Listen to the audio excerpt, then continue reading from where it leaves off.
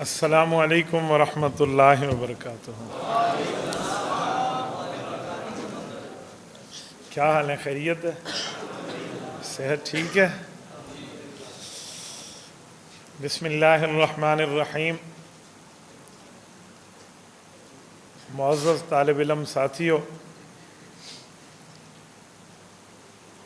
آج 1 اپریل 2021 ہے اور ہمارے یہاں مرکز اہل سنت والجماعت سرگودہ میں دورہ تحقیق المسائل اپنی آب و تاب سے جو شروع ہے، اس میں اپنی بساط کے مطابق کچھ حصہ ڈالنے کے لیے حاضر ہوا ہوں۔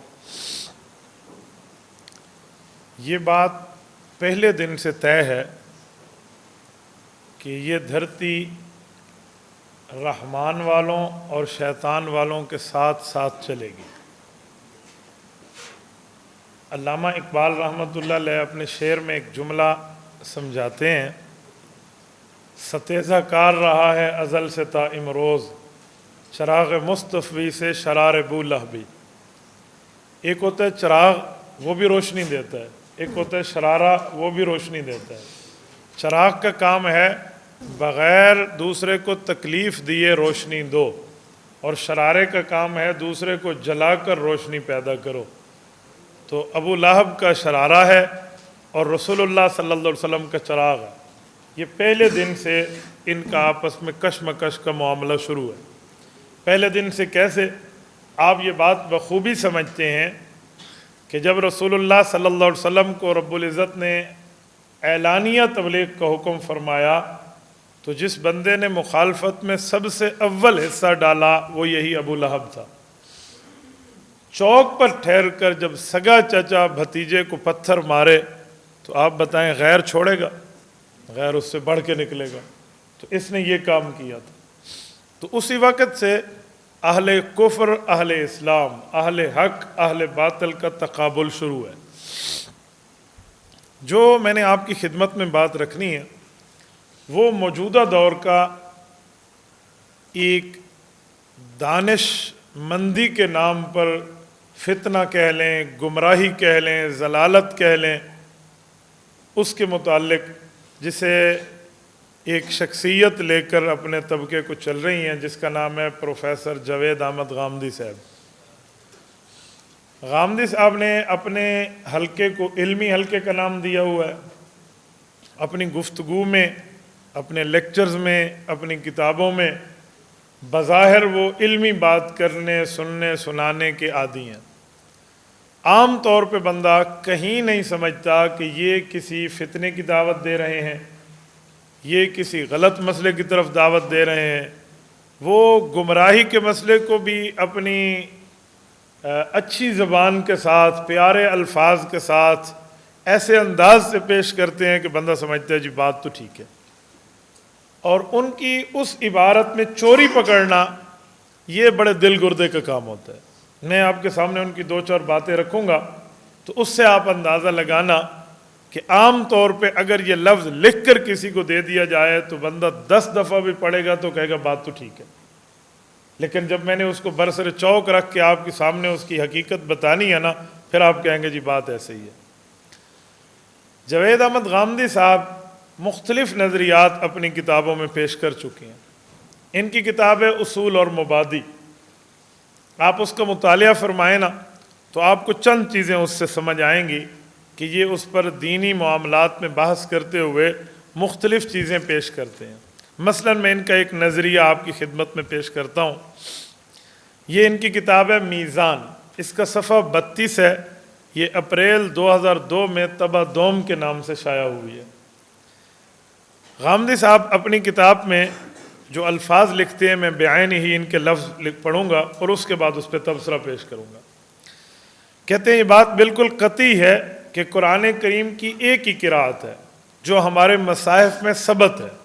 اس کے علاوہ جو قرأتیں تفسیروں میں لکھی ہوئی ہیں یا مدرسوں میں پڑھائی جاتی ہیں یا پڑھی جاتی ہیں یا بعض علاقوں میں لوگوں نے اختیار کر رکھی ہیں، وہ سب فتنہ عجم کی باقیات ہیں جن کے اثرات سے ہمارے علوم کا کوئی شعبہ فارغ نہیں رہا، افسوس کہ محفوظ نہیں رہا۔ اور اسی بات کو پھیلانے کے لیے، مزید وسعت دینے کے لیے اگلے الفاظ بھی ان کے سن لیں۔ کہتے ہیں قرآن کریم وہی ہے جو صرف ہمارے مصحف میں لکھا ہوا ہے۔ جیسے مغرب کے چند علاقوں کو چھوڑیں تو دنیا میں امت مسلمہ کی عظیم اکثریت اس کو تلاوت کر رہی ہے، اور یہ تلاوت جس قرات کے مطابق ہو رہی ہے، اس کے علاوہ نہ دوسری قرات قرآن ہے، نہ اسے قرآن کی حیثیت سمجھی جا سکتا ہے۔ میں اس کو سمجھانے کے لیے ایک بات آپ کی خدمت میں عرض کرتا ہوں۔ قرآن کریم کی قراتیں مختلف ہیں اور پوری امت اس کو پڑھتی ہوئی آ رہی ہے۔ وہ قراتیں آج تک جاری ہیں اور قیامت تک جاری اور ساری رہیں گی۔ مختلف الفاظ میں اس کا چھوٹا موٹا فرق سمجھایا گیا۔ غامدی صاحب نے اس کا انکار فرما دیا۔ سیدنا عمر فاروق رضی اللہ تعالیٰ عنہ کی حدیث صحیح بخاری میں موجود ہے۔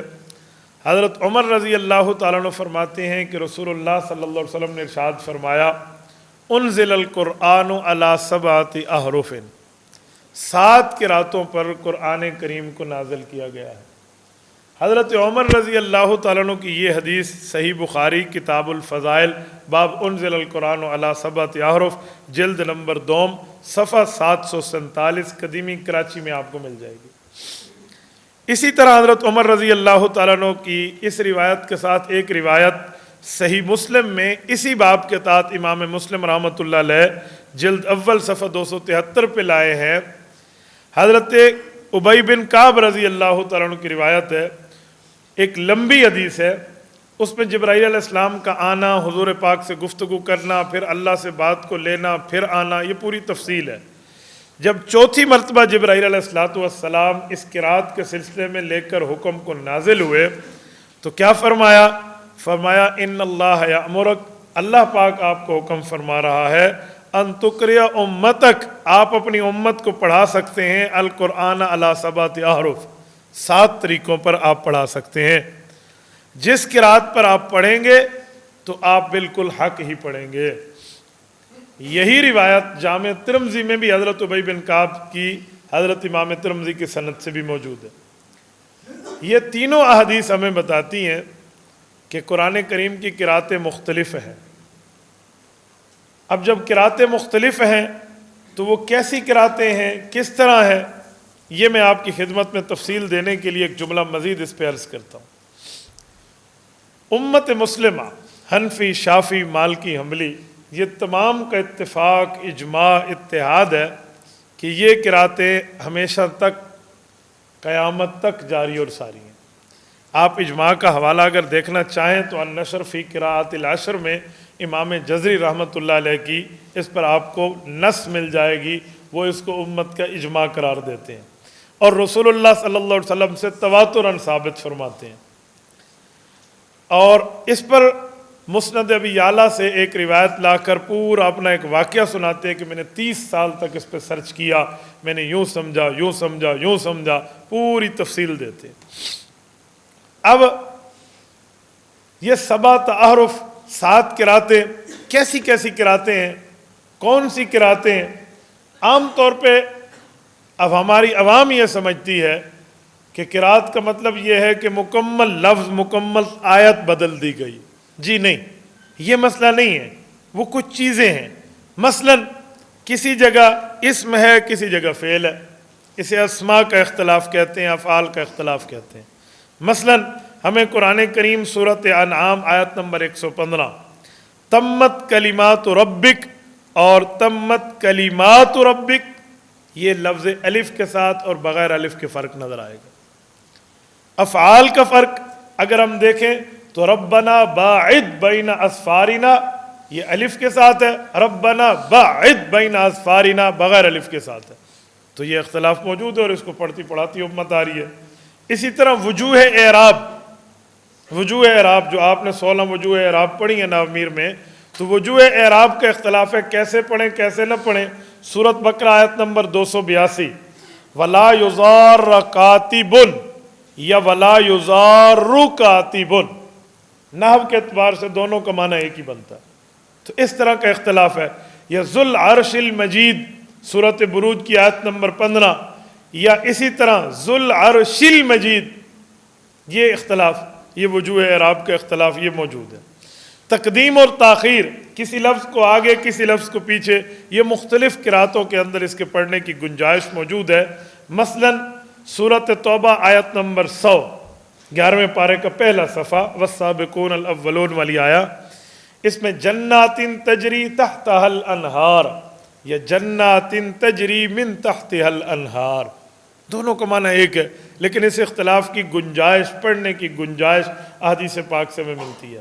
یا سورۃ اللیل میں آیت نمبر 3 میں وما خلق الذکر والانثی یا والذکر والانثی، خلق کا عطف پچھلی آیت کے ساتھ، دونوں کا معنی ایک ہو جاتا ہے۔ اسی طرح بدلیت کے اختلاف کے ایک لفظ ہے، اس کی جگہ دوسرا لفظ، لیکن معنی کے اعتبار سے، مفہوم کے اعتبار سے دونوں ایک ہے۔ مثلا ہمیں سورۃ قاف بدلیت کے اعتبار سے ہمیں ملے گا سورۃ حجرات کی آیت نمبر 6، یا ایھا الذین آمنوا ان جاءکم فاسق بنبأ فتبینوا، دوسری جگہ ہے فتبسطوا، فتثبتوا، جی اس کی تحقیق کر لیا کریں، معنی کے اعتبار سے دونوں ایک ہے۔ یا لفظ کا لہجہ ہے، کس معنی میں اس کو کس طرح کہا جائے، کس طرح اس کو بولا جائے، جسے عام طور پہ ہم کہتے ہیں تخفیم ہے، ترقیق، اس کو موٹا پڑھنا ہے، اس کو اچھا پڑھنا ہے، اس میں آواز پیدا کرنی ہے، اس طرح کے معاملات ہیں۔ یہ جس میں امالہ بھی شامل ہے، بسم اللہ مجریہا و مرساہا، تو مجراہا نہیں مجریہا، یہ امالہ ہے۔ موسیٰ، موسیٰ اس کی جگہ کہہ دیں، قل اعوذ برب الناس، قل اعوذ برب الناس، تو اس طرح کے امالے، یہ امالہ پریکٹس سے سمجھ آتا ہے، اس کے لیے قراء کی جوتیاں سیدھی کرنی پڑتی ہیں، تو تب جا کر بندے کو امالہ میں سمجھ آئے گا کہ میں امالہ کس طرح کہوں، ورنہ لفظوں کے اختلاف میں تو امرود اور سیب کہہ دیا جائے گا جو ایسے ایسے ہیں، لیکن جب تک بندہ کھائے گا نہیں نا بات بنتی نہیں ہے۔ تو یہ چیزیں اس طرح ہیں، اور یہ صحابہ کرام سے منقول ہیں، اور صحابہ کرام نے اس کو پڑھا ہے، تو اہل علم کو پڑھنے کی گنجائش ہے، اور آج تک پوری امت اس کو پڑھتی ہوئی آ رہی ہے۔ جس مسئلے پر اجماع ہے، اتفاق ہے، اس پر کسی قسم کا کوئی اختلاف نہیں ہے، تو اس اتفاقی مسئلے کو غامدی صاحب نے چھیڑ کے کہا تاکہ ایک نئی بات پیدا کر دی جائے، بھئی یہ کوئی ثابت نہیں ہے، قرآن صرف وہی ہے جو یہاں لکھا ہوا ہے، باقی یہ ہے، یہ فتنہ عجم ہے۔ میں حیران ہوں، آپ اس کو فتنہ عجم فرماتے ہیں، احادیث پاک میں پڑھنے کی اس کی گنجائش معلوم ہو رہی ہے، پوری سیاستہ اس کی صحیح احادیث سے بھری ہوئی ہیں، امت کا اجماع اس پر قائم ہے، پوری امت پڑھتی ہوئی آ رہی ہے، اور مقدمہ اگر تفسیر معارف القرآن مفتی شفیع رحمہ اللہ کا دیکھے تو صحابہ کرام سے منقول کے حوالہ جات منقول ہیں اس پر، آپ اس کو کہتے ہیں ایسا نہیں ہے، یہ فتنہ عجم ہے، یہ عجم کی بات نہیں ہے، یہ تو عرب سے مسئلہ چلا۔ حضرت عمر عجمی نہیں ہیں، عربی ہیں۔ امام مالک ابن انس کے قبیلے کا نام بنو اصبہی ہے، ان کا اس پر پورا نص کے ساتھ ان کا جملہ موجود ہے، امام جزری رحمۃ اللہ علیہ موجود ہیں، یہ تو عرب ہے، آپ نے عرب عجم کا فرق کیوں کیا؟ یہ تو بالکل ایک ہی بات تھی، یہ تو اتفاقی بات ہے۔ تو میں اس پر ایک جملہ کہتا ہوں، اگر غامدی صاحب کی طبع پر برا اور گراں نہ گزرے، میں کہتا ہوں جناب من، ایسی بات نہیں ہے، یہ قرات تو قرآن کریم کی احادیث پاک اور امت کے اجماع اور صحابہ کے تعامل سے ثابت ہے، یہ فتنہ عجم نہیں ہے، اس کو فتنہ کہنے والا خود فتنہ عجم ہے، عجمی بھی ہے نا، عجمی بھی ہے اور فتنہ بھی ہے۔ تو آپ محسوس نہ فرمائیں، آپ ٹھنڈے دل سے ایک بات کو سننے کا حوصلہ پیدا فرمائیں، تو اس پر ہمیں لگتا ہے کہ فتنہ عجم وہ ہے جو اس کو جملہ کہہ رہا ہے۔ ایک بات، اب یہ جو عوام میں بات کی جائے گی، قرآن کریم تو یہی ہے جو لکھا ہوا ہے، تو عام بندہ تو کہے گا نا یہی ہے، اسے اس علمی مسئلے میں اور موش گافیوں میں تو پڑھنے کی تو نہ ٹائم ہے، نہ سمجھ ہے، نہ وقت ہے اس کے پاس، لیکن یہ اس نے آہستہ آہستہ کر کے اتفاقی مسئلے کی جڑ کاٹ دی۔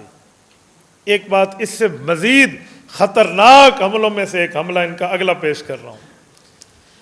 غامدی صاحب کی کتاب اصول و مبادی بھی ہے اور میزان بھی ہے، اس میں یہ لکھتے ہیں، اور باقاعدہ ان کے الفاظ کے ساتھ میں آپ کو یہ جملہ پیش کر رہا ہوں۔ کہتے ہیں چوتھی چیز پر میں بحث کر رہا ہوں، وہ یہ ہے کہ قرآن مجید اس زمین پر حق و باطل کے لیے میزان اور فرقان بن کر آیا ہے، جو تمام سلسلہ وحی پر ایک مہمن کی طرف سے نازل ہوا ہے۔ قرآن کریم کا نام انہوں نے میزان اور فرقان رکھا۔ قرآن کریم کا نام میزان، عام بندوں تو سمجھے گا بات ٹھیک ہے یار میزان ہے، ہم قرآن کریم کو دیکھیں گے، اس پر چلیں گے، لفظ تو بہت اچھا ہے، کسی کو لکھ کے دے دیں بھی قرآن کریم میزان ہے تو وہ کہے گا جی بات تو ٹھیک ہے، لیکن اس میں بھی ان کا ایک چور دروازہ موجود ہے۔ وہ چور دروازہ کیا ہے؟ آپ توجہ رکھنا، میں اس چور دروازے کی کھڑکی کھولنے لگا ہوں۔ غامدی صاحب نے جو قرآن کو میزان فرمایا ہے نا، میں سوال کرتا ہوں کیا قرآن کا نام میزان 1400 سال میں کسی محدث مفسر نے لکھا ہے؟ اس پر کوئی آیت، کوئی حدیث، کسی صحابی کا عمل، کسی کا قول، کسی کا فتویٰ، کسی کا اثر کوئی موجود ہے؟ 1400 سال کی امت اس مسئلے پر ساکت ہے کہ قرآن کا نام میزان ہے یا نہیں ہے۔ یہ پہلا انکشاف ان پر ہوا ہے۔ آپ میں سے کوئی بندہ کہے گا یار مان ہی لیں قرآن کو میزان، تو اس میں حرج کیا ہے؟ مان لیں، یہ کوئی اتنی بری بات تو نہیں ہے، یا تو یہ کوئی شریعت اسلامیہ کے اساویل سے ٹکرا تو نہیں رہی، تو انہوں نے کہہ دیا میزان ہے تو جی میزان ہے، اس کے مطابق آگے چلائیں گے۔ نہیں، اتنی آسان بات نہیں ہے۔ میں کہتا ہوں انہوں نے چور دروازہ کھولا کیسے ہے؟ ہمارے مطابق یہ موقف بے وجوہ درست نہیں ہے۔ نمبر 1، اگر قرآن کریم کا نام میزان قرار دے دیا جائے تو قرآن کریم کی کئی آیتیں ختم اور بے معنی ہوتی نظر آ جائیں گی۔ آپ کہیں گے کیسے؟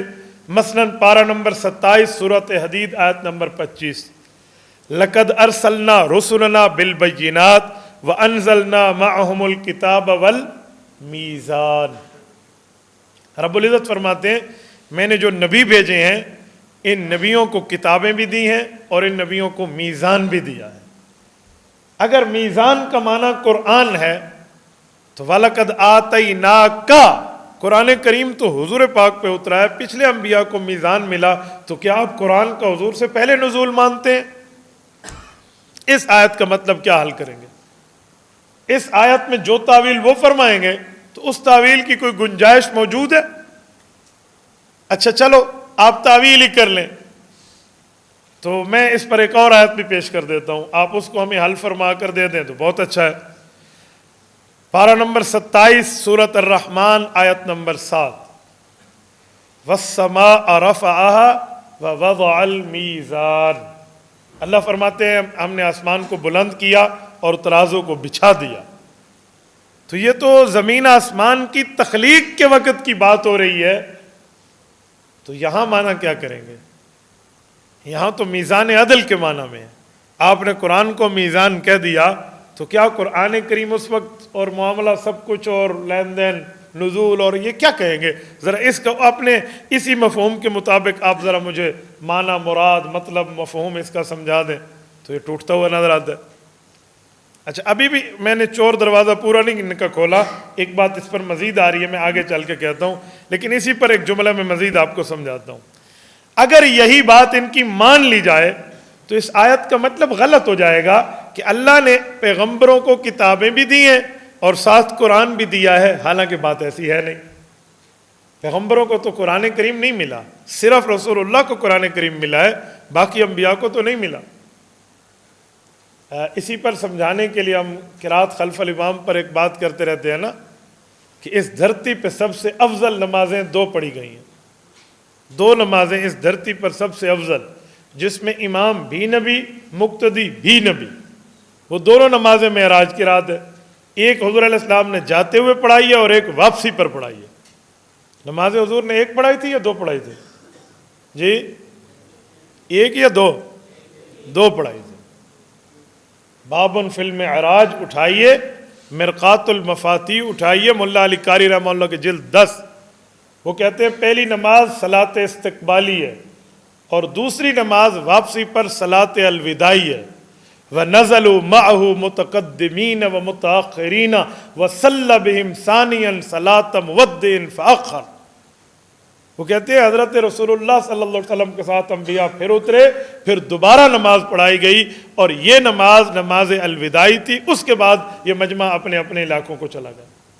تو نمازیں تو 2 ہیں، جو اس دھرتی پر 2 نمازیں سب سے افضل، جس میں امام بھی نبی، مقتدی بھی نبی ہے، یہ جو 2 نمازیں پڑھائی گئی ہیں اس میں تلاوت رسول اللہ صلی اللہ علیہ وسلم نے فرمائی ہے۔ پچھلے انبیاء نے قرات نہیں کی، کیوں؟ پیچھے ہمارے حضرت استاذ دامت برکاتہم کے الفاظ میں کہوں نا کہ آگے امام قرآن والا، پیچھے مقتدی تورات والا، امام قرآن والا مقتدی انجیل والا، امام قرآن والا مقتدی زبور والا، امام قرآن والا مقتدی صحیفوں والا۔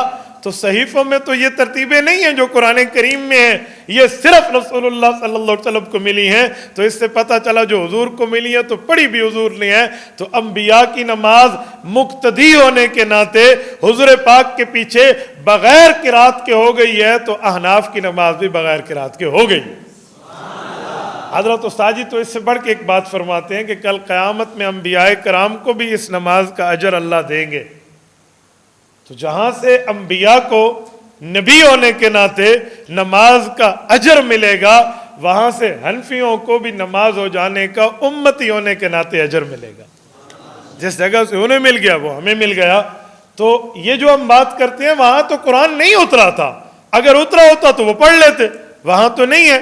تو آپ نے قرآن کو میزان کہہ دیا۔ قرآن کریم کی 2 آیات ہم نے پیش کر دی کہ میزان تو پہلے سے آ رہا اور نازل ہو چکا ہے، تو پھر آپ کیا کہیں گے کہ قرآن حضور پاک سے پہلے نازل ہو چکا ہے؟ تو یہ آیت بے معنی ہو جائے گی۔ آیت بے معنی نہیں ہے، جناب من کا قول بے معنی ہے۔ آیت بے محل نہیں ہے، جناب من کا قول بے محل ہے۔ اس لیے قرآن کو میزان کہنے کی کوئی وجہ نظر نہیں آتی۔ اور جو میں کہہ رہا تھا نا کہ چور دروازہ ہے کیا، وہ میں آپ کی خدمت میں رکھے دیتا ہوں۔ چلو اس سے بھی پہلے ایک جملہ کہتا ہوں۔ قرآن کریم کے کئی نام ہیں جو ہمارے حضرات نے باقاعدہ لکھے ہیں۔ امام ابو المعالی شذلہ، انہوں نے تو قرآن کریم کے 55 نام لکھے ہیں۔ تو قرآن کریم کے 55 نام، الاتقان فی علوم القرآن میں امام سیوطی اس کو ذکر فرما رہے ہیں، تو اس میں کوئی نام میزان نہیں ہے۔ قرآن کریم میں جو نام ماخوذ دیے گئے نا، قرآن کریم سے ماخوذ لیے گئے ہیں، جو ماخوذ ہیں قرآن سے، وہ قرآن کریم کے ناموں میں کتاب ہے، جیسے ذالک الکتاب لا ریب فیہ، الذکر ہے انا نحن نزلنا الذکر، القرآن ہے ان ھذا القرآن یہدی، اسی طرح الفرقان ہے تبارک الذی نزل الفرقان علی عبدہ لیکون للعالمین نذیرا، یہ التنزیل ہے تنزیل العزیز الرحیم، یہ نام ہے۔ کسی جگہ قرآن نے بھی خود کو میزان نہیں کہا۔ تو وہی آخر میں جسے کہتے ہیں نا تھیف گیٹ، چور دروازہ کیا ہے، وہ ہمارے نزدیک یہی ہے۔ آگے میں فرمانیات کے حصے میں احادیث کے انکار کو پیش کروں گا، جیسے انہوں نے یہاں حدیث کا انکار کیا پچھلے نظریے میں کہ کوئی قراءات نہیں ہے، ایک ہی قراءت ہے، تو یہ حدیث کا انکار کیا ہے نا۔ دراصل انہوں نے قرآن کریم کو میزان کہا اس لیے ہے کہ میرے لیے راستہ کھل جائے گا۔ غامدی صاحب فرما رہے گویا میرے لیے راستہ کھل جائے گا، میں جس حدیث کا انکار کرنا چاہوں گا کہوں گا یہ حدیث قرآن سے میل نہیں کھاتی، لہذا قرآن میزان ہے، اس حدیث کا انکار کر دو۔ تو بس صرف ایک ہی وجہ ہے، باقی وجہ ہمیں نظر نہیں آتی جس بنیاد پر انہوں نے قرآن کریم کے نام میں ایک مزید نام کا اضافہ کر دیا۔ اور ایسا یہ بات ہے، آگے کئی مسئلوں پر یہ اپنی بات پیش کرتے ہوئے احادیث پاک کا انکار کر کے کہہ دیتے ہیں کہ اس باتوں سے تو قرآن کریم خاموش ہے۔ بابا حدیث پاک کی ویلیو، حدیث پاک کی اہمیت، یہ تو گھٹانے والی بات ہوئی۔ میں رات میرپور خاص میں گفتگو کر رہا تھا، میں نے ان حضرات سے پوچھا کہ ہم نماز میں قرآن پڑھتے ہیں یا حدیث، تو سب نے کہا ہم کیا پڑھتے ہیں؟ قرآن۔ میں نے کہا 1 درجن حدیثیں ہم نماز میں پڑھتے ہیں۔ تو لوگ میرے منہ کو دیکھنے لگ گئے۔ میں نے کہا درجن کتنے ہیں؟ کہتے جی 12۔ میں نے کہا میں گنواتا ہوں، ہم نماز شروع حدیث سے کرتے ہیں، نماز ختم حدیث پہ کرتے ہیں۔ سبحانک اللہم و بحمدک کس پارے میں ہے؟ کسی پارے میں حدیث ہے۔ اعوذ باللہ من الشیطان الرجیم کس بارے میں ہے؟ حدیث۔ اعوذ باللہ کے ساتھ آیت نہیں ہے، فاستعذ باللہ کے ساتھ آیت ہے۔ تو صیغہ اعوذ باللہ کے ساتھ تو قرآن کی آیت ہی نہیں ہے۔ اعوذ باللہ من الشیطان الرجیم نہیں ہے، فَإِذَا قَرَأْتَ الْقُرْآنَ فَاسْتَعِذْ بِاللَّهِ ہے۔ تو فاستعذ اور اعوذ میں معنوی فرق تو ہو جائے گا، لفظی فرق تو نہیں ہوگا، اور قرآن تو لفظی فرق پر قرآن موجود ہے۔ تو اعوذ باللہ یہ دوسرے نمبر کی حدیث ہم نے پڑھ لی۔ اس کے بعد بسم اللہ پڑھی، تو بسم اللہ چلو آیت ہے انہ من سلیمان و انہ بسم اللہ الرحمن الرحیم۔ اس کے بعد ہم نے سورۃ فاتحہ پڑھی، یہ میں امام کی یا اکیلے نمازی کی بات کر رہا ہوں۔ سورۃ فاتحہ کے بعد پھر ہم نے آمین کہی، آمین کہتے ہیں نہیں کہتے؟ بولیے آمین ہے. تو اعوذ باللہ دوسری حدیث، سبحانک اللہم پہلی حدیث، اور آمین تیسری حدیث. یہ آمین قرآن کریم میں ہے؟ بولیے. تو یہ تیسری حدیث. اس کے بعد ہم نے اللہ اکبر کہہ کر سبحان ربی العظیم و بحمدہ، یہ چوتھی حدیث. سمع اللہ لمن حمدہ، پانچویں حدیث. ربنا لک الحمد، یہ چھٹی حدیث. سبحان ربی الاعلی و بحمدہ، ساتویں حدیث. بین السجدتین رب اغفر لی وارحمنی، آٹھویں حدیث. التحیات للہ والصلوات، التحیات نویں حدیث. اور درود پاک یہ 10ویں حدیث. اور یہاں ربی جل نہیں پڑھیں، آپ کی مرضی. یا حضرت صدیق اکبر رضی اللہ عنہ کی دعا اللہم انی ظلمت نفسی ظلما کثیرا پڑھیں، آپ کی مرضی. یہ 10ویں حدیث. اور اس کے بعد 2 سلام پھیرتے ہیں. ایک سلام یہ 11ویں حدیث، دوسرا سلام یہ 12ویں حدیث. تو ہم تو ایک درجن حدیثیں نماز میں پڑھتے ہیں. آپ کیسے کہتے ہو کہ ہم نماز میں حدیث نہیں پڑھتے؟ میں یہاں رات بھی ایک جملہ کا اب بھی کہتا ہوں، ہمارے پیغمبر کی احادیث سے ہمارے اللہ کا وہ پیار ہے. اللہ فرماتے ہیں میرے بندے تو نے نماز میں مجھ سے بات کرنی ہے، میری بات یعنی قرآن بعد میں کہنا، میرے محبوب کے لفظ کی حدیث پہلے کہنا. تو ہم تو حدیث پہلے کہتے ہیں. اور یہاں یہ احادیث کا انکار فرمانے کے لیے ملمہ سازی کے طور پہ قرآن کریم کو نام میزان دے کر بات فرما رہے ہیں. جی قرآن کریم میزان ہے، لہٰذا جس حدیث کا انکار کرنا چاہیں بندہ فوراً کر لے. تو یہ نظریہ بھی بالکل غلط ہے اور یہ صحیح نہیں ہے. یہ فتنہ عجم کے نظریات میں ایک نظریہ ہے. فرمانیات کو دیکھیں قرآنیات کے بعد، یعنی احادیث پاک کو. تو احادیث پاک پر بھی ان کا نظریہ ایک اچھوتا ہے اور عجیب قسم کا ہے. وہ کہتے ہیں جو سنت ہے نا، یہ سنت سے مراد حضور پاک کا فعل، قول، عمل یہ نہیں ہے، بلکہ سنت سے مراد ہے حضرت ابراہیم کے کام علیہ الصلوۃ والسلام. فرمایا سنت پہ غامدی صاحب کا موقف کیا ہے؟ یہ میزان صفحہ 14 2008 کا طبع 100 میں ان کی کتاب. فرماتے ہیں سنت سے جو ہماری مراد ہوتی ہے وہ دین ابراہیمی کی وہ روایت ہے جسے نبی پاک نے بطور تجدید، بطور اصلاح اور اس کے بعض اضافوں کے ساتھ جاری فرما دیا ہے. اصل میں دین ابراہیمی یعنی دین ابراہیمی سنت ہے. باقی کوئی چیز سنت حضور پاک کی بات نہیں. جسے حضور پاک بطور اصلاح سنت ابراہیمی کے طور سے ہٹ کے اپنے طرز پر پیش فرمائی ہے، اس کو سنت ماننے کے لیے تیار ہی نہیں ہے. یعنی حضرت ابراہیم سے ریلیٹڈ ہے تو سنت ہے، ان سے نہیں ہے تو چھوڑ دیں. حالانکہ سنت کی اتفاقی تعریف آپ دیکھ لیں، تمام اس کو جو ہے نا کیا کہتے ہیں امت مسلمہ مانتی چلی آ رہی ہے کہ سنت جو ہے یہ رسول اللہ صلی اللہ علیہ وآلہ وسلم کا فرمان ہے، حضور پاک کا عمل ہے اور حضور پاک کی تقریر ہے. حضور کا فرمان احادیث لفظی، حضور کا عمل احادیث جو ہے وہ عملی طور پہ، تقریر رسول اللہ صلی اللہ علیہ وسلم امر یعانی، حضور پاک کسی امر کا معائنہ فرمائیں، کسی معاملے کو دیکھیں اور اس پر انکار نہ فرمائیں. یہ تقریرات ہیں پیغمبر علیہ الصلوۃ والسلام کی. اور اس سنت کے نام کے اوپر صحیح بخاری کا نام موجود ہے. صحیح بخاری کا پورا نام کیا ہے؟ کوئی ساتھی بتائے گا؟ جو بتائے گا وہ ہاتھ کھڑا کرے، کھڑے ہو جائے. تو یہ تو اس نام سے بھی سنت کو ہم نے ظاہر کر دیا. تو اس کے باوجود بھی یہ ماننے کے تیار نہیں. جی نہیں، وہ رسول اللہ صلی اللہ علیہ وسلم کا طرز نہیں ہے، اس میں سنت ابراہیمی کا دخل ہونا چاہیے. حالانکہ کسی کام کے مسنون ہونے کے لیے اتفاقی طور پہ دیکھا جائے تو حضور پاک علیہ السلام نے وہ عمل ہمیشہ کیا ہو، کبھی چھوڑا نہ ہو، ہمیشہ کیا ہو، اور وہ عمل متروک اور منسوخ نہ ہو. ورنہ رسول اللہ صلی اللہ علیہ وسلم کے کچھ عمل متروک ہیں اور کچھ منسوخ ہیں، جنہیں رسول اللہ صلی اللہ علیہ وسلم نے چھوڑ دیا ہے، ہم کیوں کریں؟ یہ حضور پاک علیہ الصلوۃ والسلام بیت المقدس کی طرف بیت اللہ سے پہلے منہ فرماتے تھے. ہمارے پاکستان میں بیت المقدس شمال بنتی ہے، تو یہ تو حضور پاک علیہ السلام کا امر متروک ہے. تو جسے حضور علیہ السلام نے چھوڑ دیا ہے، منسوخ ہو گیا ہے، ہم نہیں کرتے، لہٰذا یہ کام اب سنت نہیں ہے. کوئی ایک رکعت بھی ادھر منہ کر کے پڑھنے کے لیے تیار ہوگا؟ بولیے جی نہیں، بھائی حضور علیہ السلام نے چھوڑ دیا. تو سنت ہونے کے لیے پہلی چیز ہے کہ حضور پاک نے ہمیشہ کیا ہو، کبھی اس کو چھوڑا نہ ہو. نمبر 2، حضور پاک صلی اللہ علیہ وسلم نے جو عمل فرمایا ہو وہ امت کے لیے فرمایا ہو، صرف خالصۃ لک من دون المؤمنین نہ ہو کہ حضور پاک علیہ السلام کے ساتھ خاص ہو. جی نہیں. اب کوئی کہے بابا میں معراج پہ جانا سنت ہے، ہم کہیں گے جی نہیں، وہ حضور پاک علیہ السلام کا خاصہ ہے، وہ عام بندے کا کیا کمال ہے. لا یسع فیہ ملک مقرب ولا نبی مرسل نہ وہاں ملک مقرب کی پھٹک اور پہچان ہے، اور نہ نبی مرسل وہاں پہنچ سکتا ہے جہاں حضور پاک علیہ السلام پہنچے، تو وہ حضور علیہ السلام کے ساتھ خاص ہے۔ ایسے صوم الوصال ہے، پے در پے کا روزہ، جس میں اللہ یطعمنی ویسقینی فرمایا، تو یہ حضور پاک علیہ السلام کے ساتھ خاص ہے۔ تعدد نکاح 4 سے آگے بیک وقت، یہ رسول اللہ صلی اللہ علیہ وسلم کے ساتھ خاص ہے۔ لا الہ الا اللہ انی رسول اللہ کا کلمہ حضور کے ساتھ خاص ہے۔ اب ان الفاظ کے ساتھ آپ اور ہم نہیں پڑھ سکتے۔ لا الہ الا اللہ محمد الرسول اللہ، یہ کلمہ مسنونہ بنے گا، یہ حضور پاک نے امت کے لیے کیا ہے۔ تو پہلی بات، جسے حضور نے کبھی چھوڑا نہ ہو اور حضور پاک نے امت کی تعلیم کے لیے کیا ہو۔ اور تیسری چیز، حضور پاک علیہ السلام نے ہمیشہ عادتاً اس کو عمل فرمایا ہو، بطور عذر نہ کیا ہو۔ کسی وجہ کے حضور پاک کرے تو وہ سنت نہیں بنتا۔ مثلا رسول اقدس صلی اللہ علیہ وآلہ وسلم سے ثابت ہے کہ آقا نامدار صلی اللہ علیہ وسلم نے ایک مرتبہ کھڑے ہو کر رفع حاجت یعنی چھوٹا پیشاب فرمایا۔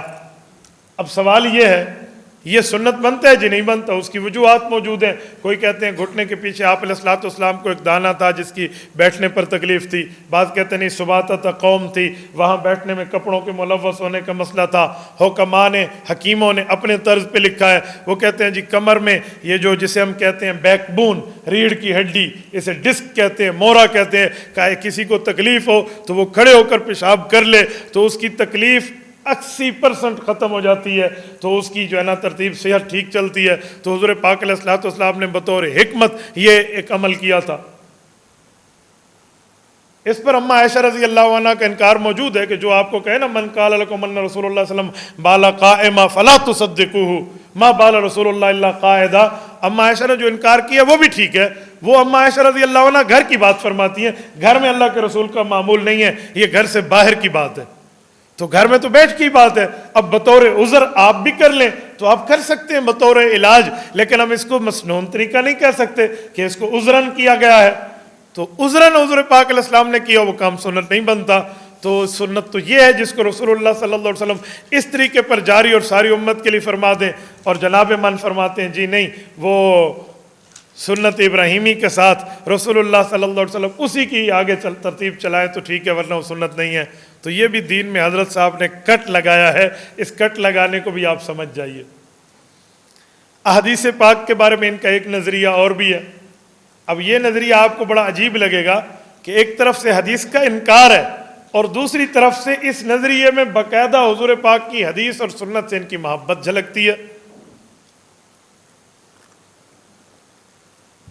وہ محبت نہیں ہے، اس پردے میں کوئی چیز ہے۔ وہ نظریہ اصول و مبادی صفحہ 51 طبع 2 فروری 2005 جو لاہور سے ان کی کتاب چھپی ہے، فرماتے ہیں سنت قرآن کے بعد نہیں ہے بلکہ قرآن پر مقدم ہے۔ سنت قرآن کریم کے بعد نہیں ہے بلکہ قرآن کریم سے بھی پہلے ہے۔ پھر بطور استدلال کئی واقعات اور معاملات بتاتے ہیں۔ پھر سنت حضور پاک صلی اللہ علیہ وسلم نے دعا اس صحابی کو دی ہے جس نے سنت کو قرآن کے بعد رکھا ہے، اس کے سینے پر ہاتھ رکھ کے اللہ کے رسول نے دعا دی ہے۔ سیدنا معاذ رضی اللہ تعالیٰ عنہ، حضرت معاذ ابن جبل کی روایت دیکھ لینا، کتاب العلم میں موجود ہے، کتاب الاجتہاد میں، سنن نبی داود میں موجود ہے، کتاب القضاء والاجتہاد والرائے میں حضرت رسول اللہ صلی اللہ علیہ وسلم کے فرمان جلد نمبر 2 میں صفحہ 150 سے ایک کم مکتبہ امدادیہ ملتان کی چھپی ہوئی ہے۔ حضرت معاذ ابن جبل رضی اللہ تعالیٰ کو اللہ کے رسول نے حمص بھیجنے کا ارادہ فرمایا، تو حضرت معاذ رضی اللہ تعالیٰ عنہ سے پوچھا کہ میں آپ کو قاضی، جج، جسٹس کا درجہ دے کر بھیج رہا ہوں، کیف تقضی اذا عرض لک قضاء، فیصلہ کرنا پڑا، اب مجھے امتحان میں جواب دے، کیسے کرو گے؟ مثلا آپ کے سامنے کوئی معاملہ پیش ہو جائے اور آپ کو وہ کلیئر کرنا پڑے، آپ کیسے کریں گے؟ وہ عرض کرنے لگے اقضی بکتاب اللہ، قرآن کریم کے علوم میں نے آپ سے پڑھے ہیں، میں اس بنیاد پر اس کے فیصلے کا حل نکالوں گا۔ فرمایا فَإِن لَمْ تَجِدْ فی کتاب اللہ، تجھے قرآن کریم سے مسئلہ نہ مل سکے تو کفا بسنت رسول اللہ، کہا آپ کی سنت سے مسئلے کو حل کروں گا۔ تو حضور پاک علیہ السلام کے سامنے صحابی کہہ رہا ہے کہ آپ کی سنت سے مسئلے کو حل کروں گا اور قرآن کے بعد کروں گا۔ تو حضور علیہ السلام نے پھر فرمایا فَإِن لَّمْ تَجِدْ فِي كِتَابِ اللَّهِ وَلَا فِي سُنَّةِ رسول اللہ، تمہیں قرآن میں جیسے نہیں ملا تو ایسے سنت رسول سے بھی نہ ملے. تو نے کہا یا رسول اللہ میں آپ سے پڑھا ہوں نا، کچھ تجربہ تو آپ سے پڑھنے میں ہمیں بھی حاصل ہو گیا ہے، آپ کی کلاس کو ہم نے اٹینڈ کیا ہے، تو ہمارے اندر جو تجربہ موجود ہے، اقضی برائی میں اجتہاد، اپنے کوشش، اپنے تجربے، اپنے دین کے اوپر جو ہے نا کیا کہتے ہیں وہ اسپیشلائزیشن گویا کہ جو میں نے کی ہے، جو آپ سے پڑھ کے ہم نے تخصص کر لیا ہے، اس کی بنیاد پہ مسئلے کو حل کروں گا. تو آپ علیہ الصلوۃ والسلام نے سینے پہ ہاتھ رکھا اور فرمایا میرا رب تیرا کرم، تیرا شکر، احسان، فضل، امتنان ہے، آپ نے مجھے اس جیسے بندے دیے ہیں جس سے تیرا نمائندہ اس سے راضی ہو چکا ہے. تو جو بندہ رسول اللہ صلی اللہ علیہ وسلم کے سامنے بول رہا ہے اور اللہ کے رسول اس کی بول پر مہر تصدیق فرما رہے ہیں، اور صرف مہر تصدیق نہیں بلکہ اللہ رب العزت کی خدمت میں عرض کر رہے ہیں کہ میرے مولا تو مجھ سے خوش ہے، میں ان سے خوش ہوں. اور خوشی کی ترتیب ہی یہی ہے.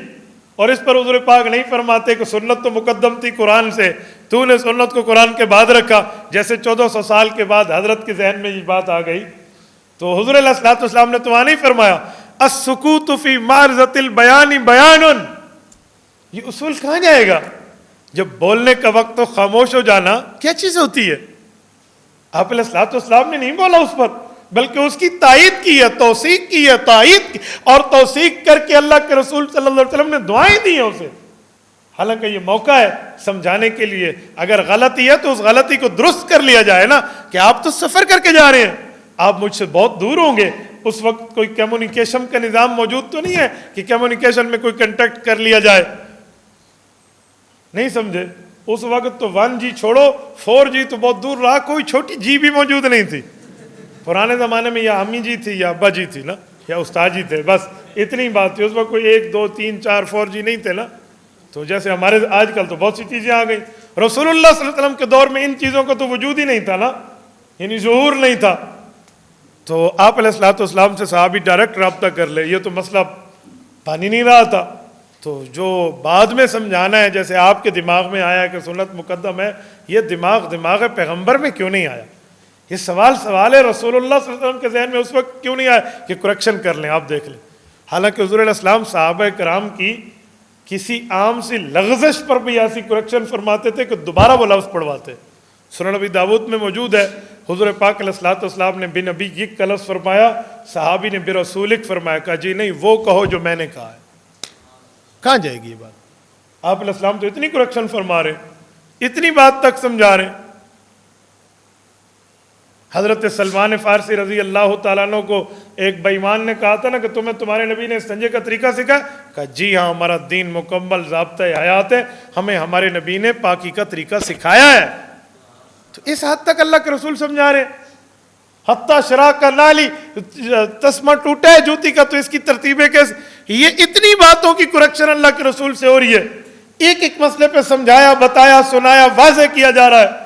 لیکن اتنا بڑا پوائنٹ جس کو غامدی صاحب کھول رہے ہیں کہ جی سنت مقدم ہے قرآن بعد میں، یہ صحابی جو فرما رہے ہیں کہ قرآن مقدم ہے سنت بعد میں، حضور علیہ السلام تائید کیوں کر رہے ہیں؟ یہاں کریکشن کیوں نہیں فرمائی؟ اس سے پتہ چلا یہ فتنہ عجم کے دماغ میں آیا ہے. یہ آپ کے دماغ کے اختراع ہے، یہ دماغی اور بطنی تشریح ہے. اس تشریح کو اپنے پاس رکھیے. اس تشریح کو آپ سنت رسول کہہ کر اور شریعت کی بات کہہ کے شریعت کے دامن کو داغدار نہ کیجیے. اور دلیل دینے کی جب باری آتی ہے تو مجتہد دلیل بھی اسی ترتیب پہ دیتے ہیں. فإن اصول الفقہ اربع، کتاب اللہ، پھر سنت، پھر اجماع، پھر قیاس. اصول شاشی میں آپ نے دیکھ لیا ہوگا. تو کتاب اللہ مقدم ہے دلیل دینے میں. تو اس کا یہ مطلب تو نہیں ہے کہ آپ سنت رسول کو استدلالات میں مکمل کر دیں.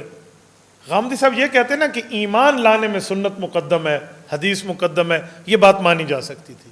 یہ عقل میں لگنے والی بات ہے کہ دلیل دینے میں قرآن پہلے سنت بعد میں، ایمان لانے میں حدیث پہلے اور قرآن بعد میں.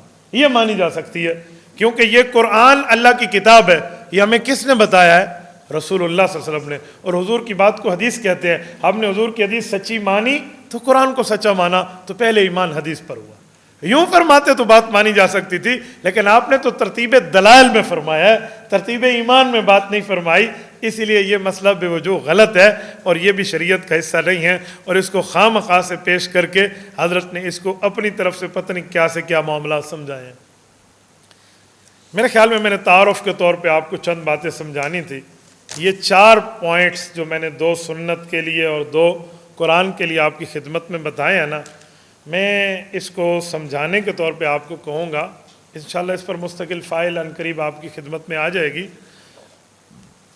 بس یہ بات ذہن میں رکھنا کہ جہاں کوئی نئی ترتیب اور نئی روش اور نیا معاملہ نکلے نا، اس کو چھان پھٹک کے دیکھنا، اکابر کی روش سے ہٹنا نہیں۔ حضرت امام اہل سنت والجماعت شیخ التفسیر والحدیث حضرت مولانا سرفراز خان صفدر، اللہ ان کی قبر پہ کروڑوں اربوں رحمتیں نازل فرمائے، الکلام المفید دیکھ لینا۔ حضرت اپنے بارے میں لکھتے ہیں کہ سال ہا سال تک مجھے اس کا حوالہ نہیں ملا، لیکن میں اپنے اکابرین اور اساتذہ کی بات سے بدظن نہیں ہوا، اس کا جواب ڈھونڈا۔ اعتماد بہت بڑی چیز ہے، اگر اس طرح کے اعتماد آ جائے نا تو معاملے کا حل نکل آئے گا۔ لیکن کل جدید لذیذ، جسے دوسرے لفظوں میں مدرسے کی زبان میں کہتے ہیں سما خیرہ کی بیماری آ جائے نا، تو پھر بندہ کہتا ہے یہ بھی ایسے، یہ بھی ایسے، یہ بھی ایسے۔ ان کے کئی نظریات ایسے ہیں، اسی بنیاد پہ جا کے حیات عیسیٰ کا انکار ہے، اسی بنیاد پہ جا کے سنگساری کا جو ہے نا انکار ہے، اسی بنیاد پہ جا کے تواتر اور اجماع کی شرط کے انکاروں کے اوپر یہ انکار موجود ہیں ان کے۔ ایسے ان کی کئی چیزیں ہیں، اور چور دروازہ ہے تو اس کو نکال کے دکھانے، سنانے، سمجھانے کے لیے یہ اہل علم کی ترتیب چاہیے، ورنہ عام طور پہ لوگ جھوٹ بول جاتے ہیں، اور جھوٹ بندے کے لیے پکڑنا عام بندے کے لیے بہت مشکل ہوتا ہے۔ جیسے یہ ہے نا، ایسے ایک انجینئر صاحب ہیں اور وہ انٹرنیٹ پر بیٹھ کر مسئلہ سمجھانے کے اوپر بیٹھے ہوئے ہیں۔ میں نے کچھ عرصہ پہلے انجینئر صاحب کے جواب میں ایک کلپ ریکارڈ کرایا، تو جناب انجینئر صاحب نے ڈائریکٹ ایک بندے کو درمیان میں ڈال کے رابطہ کرایا کہ آپ تو بہت اچھے آدمی ہیں، آپ تو بڑے دین کا کام کرتے ہیں، آپ یہ کن چکروں میں پڑ گئے ہیں؟ میں نے کہا جب میں اچھا ہوں، دین کا کام کرتا ہوں، تو اس کا معنی ہے کسی برے کے پیدر پہ پڑ گیا ہوں، تو آپ کو ماننا چاہیے۔ نہیں نہیں نہیں، اس پر ہم بیٹھ کے بات کر لیتے ہیں۔ میں نے کہا جی شوق آپ کو، آپ آ جائیے، آپ محرم تک انتظار کر لیں۔ میں نے کہا میں محرم تک انتظار کرتا ہوں، میں کوئی کلپ اپلوڈ نہیں کروں گا، آپ محرم تک اس بات کے اوپر خاموش ہو جائیں۔ آپ نے علماء دیوبند، علماء احناف کو یا صحابہ کو یا اہل بیت کو کچھ کہا تو ایک نہیں 10 کلپ آئیں گے جواب میں۔ جرات ہے تو آپ ہم سے بات کر لیجئے۔ میں نے محرم تک انتظار کیا، وہ محرم بھی انہی کا محرم ہی بن گیا، کوئی جواب نہیں آیا آج تک ان کا۔ تو ان کا جھوٹ کیا ہے؟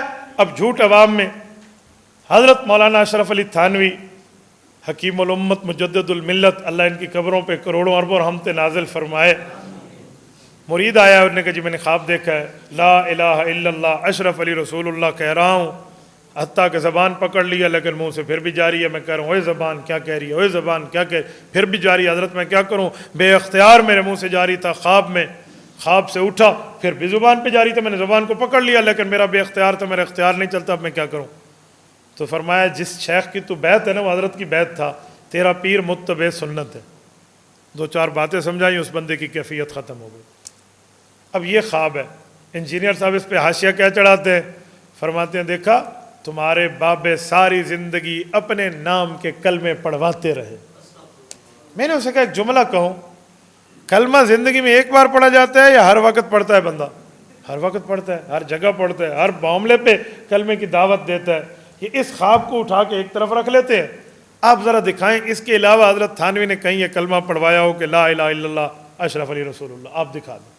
کبھی کسی بیان میں کہا ہو، کبھی سبق میں کہا ہو، کسی خانقاہ میں کہا ہو، کسی بندے کو خط میں کہا ہو، کسی کتاب میں لکھا ہو، کسی ملفوظ میں موجود ہو، کہیں کہا ہے؟ جی نہیں۔ تو پھر ساری زندگی کلمے پڑھواتے رہے والا آپ کا کذب کہاں جائے گا؟ اس کو کس ٹھکانے ڈالو گے؟ یار ایک وقت کی بات کو آپ نے استمرار تجددی پر ڈال دیا تو تھوڑا سا سمجھنے۔ نمبر 2، یہ خواب کا مسئلہ ہے، اور خواب کی تعبیر کے معاملات تو کہاں سے کہاں ہوتے ہیں۔ حضور پاک صلی اللہ علیہ وآلہ وسلم کے جسم کا ٹکڑا نعوذ باللہ کاٹنا تو دور رہا، کوئی کاٹنا چاہے بھی نہ، ہم اس بندے کے ٹکڑے ہی کرنا اپنا ایمان سمجھ جائیں۔ کیا یہ حدیث پاک نہیں ہے؟ حضرت ام الفضل، حضرت عباس کی بیوی، رسول اللہ کی چچی، جن کا نام لبابہ بنت حارث ہے رضی اللہ عنہ، حضرت خدیجہ کے بعد ایمان لائی ہیں، ہیا اسلمت بعد اول فی الاسلام بعد خدیجہ، حضرت خدیجہ کے بعد ایمان لانے والی، یہ اللہ کے رسول صلی اللہ علیہ وسلم خدمت میں عرض کرتے ہیں کہ یا رسول اللہ میں نے خواب دیکھا ہے آپ کے جسم کا ٹکڑا کاٹا جا رہا ہے اور میری گود میں ڈالا جا رہا ہے۔ فرمایا ام الفضل مبارک ہو، بیٹی فاطمہ کا بیٹا پیدا ہوگا اور اس کی پرورش تو کرے گی۔ تو حضرت حسین رضی اللہ عنہ پیدا ہوئے، مشکات میں نہیں پڑھا آپ نے، تو حضرت رسول اللہ حضرت حسین پیدا ہوئے، انہوں نے تربیت کی، تو کہا دیکھا اس خواب کی تعبیر آ گئی۔ تو خواب میں حضور پاک کا جسم مبارک کٹ رہا ہے اور تعبیر شہزادہ رسول حضرت حسین کی شکل میں آ رہی ہے۔ تو تعبیر تو اور چیز ہوتی ہے اور خواب اور چیز ہے، لیکن انجینئر صاحب کا کام تھا تھلی بنانا، یہ تھلی سیدھی ہے ٹیڑھی ہے، اس کے بعد والی تھلی سیدھی ہے ٹیڑھی ہے، یہ روڈ ٹھیک ہے یا نہیں ہے، مڈ وال اس کی ٹھیک ہے یا نہیں ہے، یہ اس کے ساتھ لگی ہوئی ٹائلیں اور ٹف ٹائل ٹھیک ہے یا نہیں ہے، کام یہ تھا اور وہ ٹھیک کرنے بیٹھ گئے ہیں، یہ مسئلہ یہ ہے، یہ مسئلہ یہ ہے۔ تو آپ نے تو چکر کھانا ہے، آپ کو خواب کی تعبیر کا پتہ ہی نہیں ہوگا کہ وہ دیتے کیسے ہیں اور تعبیر ہوتی کیسے ہے، تو آپ نے وہاں چوٹ کھا لی اور مسئلہ یہ خواب کی تعبیر کا تھا۔ اچھا پھر مجھے اسی بات پہ جب بات ہوئی تو وہ ان کے حضرت کہتے ہیں کہ حضرت کہہ رہے ہیں مفتی صاحب اس مسئلے میں مسئلہ چھپا رہے ہیں۔ میں نے کہا جی کیا؟ کہتے ہیں اس میں آگے لکھا ہوا ہے جاگنے کے بعد بھی بندہ پڑھتا رہا، تو آپ صرف خواب کی تعبیر کہہ کر مخلص نہ بنائیں، آگے جاگنے والا مسئلہ حل کر لیں۔ میں نے کہا جی دو باتیں ہیں، پہلی بات سے آپ مطمئن ہو گئے ہیں خواب والی، اس کے اوپر آپ ہاں کر دیں، میں اگلی کی تعبیر شروع کر دیتا ہوں۔ جی اس پر بھی مجھے اطمینان نہیں ہو تو پھر دوسری بات کیوں کرتا ہے؟ تو پھر دونوں باتیں کر۔ میرے حضرات میں سے شاید کوئی کہہ دے کہ جی مجھے تو خواب پر چلو تعبیر پر اطمینان ہو گیا کہ خواب تھا تو خواب میں متبع سنت کا معنی بن جائے گا، تو جو اٹھ کے اس نے پڑھا تو اس میں بھی ایک بات موجود ہے نا کہ حضرت میں پڑھنا چاہتا نہیں ہوں، بے اختیار زبان سے نکلتا ہے، تو بے اختیار جب نکل جائے تو پھر اس پر کوئی جرم ہوتا ہے، کوئی گناہ ہوتا ہے؟ تو آپ اس کو کیسے جرم اور گناہ کہیں گے؟ اور وہ بندہ تو نہیں پڑھنا چاہ رہا پھر بھی پڑھا جا رہا ہے اور وہ آخر اپنی زبان پکڑ لیتا ہے، تو اس نے تو اپنے اختیار استعمال کر لیا، لا یکلف اللہ نفسا الا وسعها پہ عمل کر لیا، اب اس پر اعتراض کیسا رہا؟ تو دیکھو اس نے جھوٹ بولا اور جھوٹ کو کیسے آگے پھیلا لیا، یہی کس ان کے ہیں۔ تو اسی طرح کی جھوٹوں سے متاثر نہ ہوا کریں بلکہ ان کے جواب کو تلاش کیا کریں۔ آپ یہاں ہمارے پاس تشریف لائے ہیں، ایک دماغ بنا کر جائیں۔ ہمارے حضرت استاد جی دامت برکاتہم فرماتے ہیں کتابیں تو پڑھی جائیں گی، اصل بندے کو دماغ بنانا، ایک ذہن بن جائے کہ ہمارے اکابر نے جو لکھا ہے یہ ان کا آرڈر اور لوہے کا گارڈر، ٹھیک ہے، اس میں کوئی وہ والی بات نہیں ہے، اس میں کسی نہ کسی حد تک کوئی ثبوت کوئی دلیل موجود ہوگی، بس آپ کی دلیل تک رسائی کا ٹائم آپ کو چاہیے، اس ٹائم میں آپ جلدی نہ فرمایا کریں، اس میں آپ کوئی نہ کوئی جواب کوئی نہ کوئی معاملے کو دیکھ لیا کریں گے انشاءاللہ۔